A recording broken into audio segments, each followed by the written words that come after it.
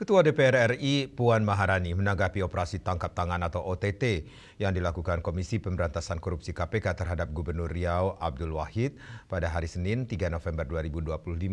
Puan Maharani berharap peristiwa ini dapat menjadi pelajaran penting bagi seluruh pejabat daerah agar lebih berhati-hati dalam menjalankan tugas dan kewenangannya.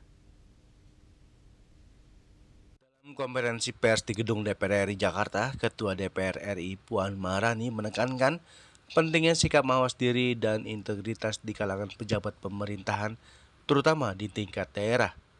Putri dari Presiden Megawati Soekarno Putri ini meminta agar kejadian seperti ini tidak terulang kembali.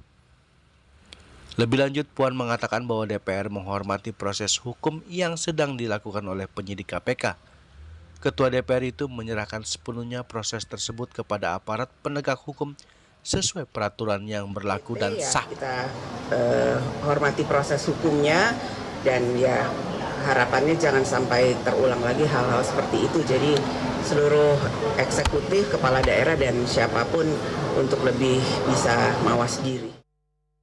Sebelumnya Komisi Pemberantasan Korupsi KPK melakukan operasi tangkap tangan di wilayah Riau pada Senin 3 November 2025. Dalam operasi tersebut, lembaga KPK mengamankan 10 orang termasuk pihak penyelenggara negara.